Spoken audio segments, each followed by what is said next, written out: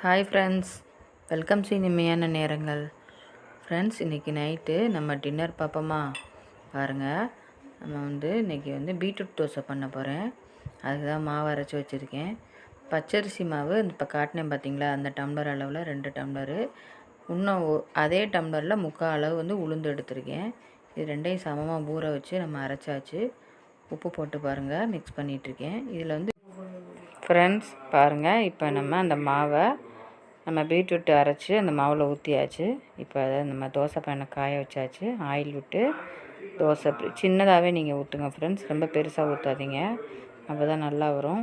இதில் சுகருக்கு நாட்டு சர்க்கரை இல்லைன்னா வெள்ளைப்பாகு காய்ச்சி ஊற்றுங்க. நான் வெள்ளைப்பாகு காய்ச்சி ஊற்றிருக்கேன், நல்லா டேஸ்டியாக இருக்கும். இதுக்கு சைடிஷே தேவையில்லை ஃப்ரெண்ட்ஸ், இப்படியே சாப்பிடலாம். வேணுங்கிறவங்க கோகோனட் சட்னி வச்சு சாப்பிடுங்க. நீங்களும் இதே அளவுகளோடு செஞ்சு சாப்பிடுங்க ஃப்ரெண்ட்ஸ். சப்போர்ட் கொடுத்துட்டே இருங்க. நெக்ஸ்ட் வீடியோவில் பார்ப்போம். Bye friends.